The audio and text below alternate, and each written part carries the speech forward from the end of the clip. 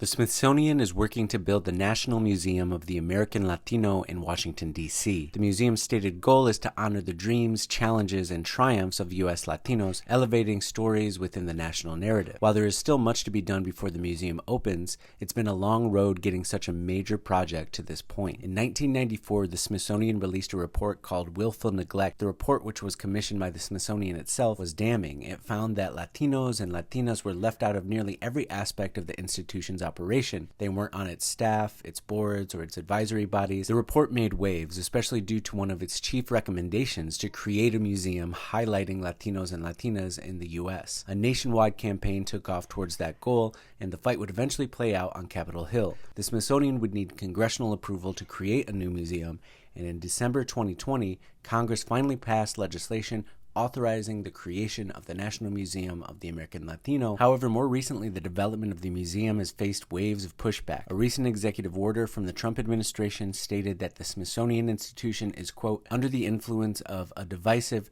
race-centered ideology, and this is troubling given that the museum does not yet even have its building and is not expected to open to the public for at least another decade. Jorge Samanillo is the founding director of the museum, and while the permanent museum building is still in the planning stages, the staff is creating exhibitions, public programs, educational materials, and learning opportunities while managing a temporary gallery.